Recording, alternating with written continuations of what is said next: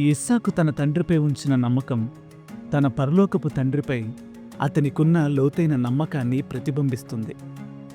ఇస్సాకు యొక్క ఉనికి దేవుడు అబ్రహాముతో చేసిన నిబంధనకు ఒక గుర్తు.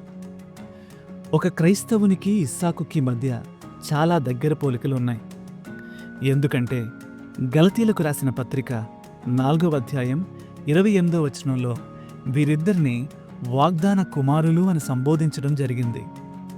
అయితే ఆ వాగ్దానం ఏంటి? దేవుడు తన ఐశ్వర్యము చొప్పున క్రీస్తు యేసునందు మహిమలో మీ ప్రతి అవసరమును తీర్చును. వాగ్దానపుత్రుడు అన్న తన గుర్తింపే ఎల్లప్పుడూ అతడు దేవునిపైన విశ్వాసముంచడానికి గొప్ప ప్రేరణగా నిలిచింది. మోరియా పర్వతం పైన అతని తండ్రి కట్టి బలిపీఠంపై ఉంచినప్పుడు అది మరింత స్పష్టమవుతుంది. అప్పుడు తన తండ్రితో కలిసి వెళ్ళడం అంత క్షేమకరం కాదని తనకు అర్థమవుతున్నప్పటికీ ఇస్సాకు ఎటువంటి అభ్యంతరాన్ని వ్యక్తపరచలేదు. అతని మనసులో ఉన్నదంతా తన తండ్రిని సంతోషపరిచే కుమారుడిగా ఉండాలన్న ఉద్దేశం మాత్రమే. అప్పటికి అబ్రహాము చాలా వృద్ధుడు. ఎందుకంటే ఇస్సాకు పుట్టినప్పటికే అతని వయసు 100 సంవత్సరాలు. ఇక ఇస్సాకు విషయానికొస్తే అతను మరీ అంత చిన్నపిల్లాడేమీ కాదు. కాబట్టి తన తండ్రి ప్రయత్నాల నుండి సులువుగా తప్పించుకునే అవకాశం తనకు ఉంది.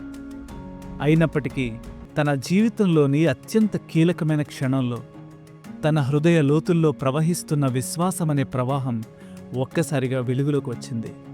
అందుకే తన తండ్రియే అతని కాళ్ళు చేతులను కట్టేసిన బలిపీఠం పైన ఉంచిన ఇస్సాకు మౌనంగా దానిని అంగీకరించాడు. ఆ రోజు ఇస్సాకు బలి రద్దు చేయబడింది. దానికి బదులుగా దేవునికి ఇష్టమైన 2 బలులు అర్పించబడ్డాయి. దేవుని కోసం తన ఇష్టాన్ని చంపుకోవడానికి సైతం వెనుకాడని బలి ఒకటైతే, దేవుని వాగ్దానం మీద నమ్మకంతో బలికి సైతం తల ఉంచిన త్యాగం మరొకరిది. బైబిల్ ఇన్ఫ్లుయెన్సర్స్ అనే సిరీస్ మీకు ఆశీర్వాదకరంగా ఉంటే మా ఈ ప్రయత్నానికి లైక్, షేర్ అండ్ సబ్స్క్రైబ్ చేసి మమ్మల్ని ప్రోత్సహించండి. మరొక కొత్త బైబిల్ ఇన్ఫ్లుయెన్సర్తో మీ ముందుకు వస్తాం. Until then, God bless you.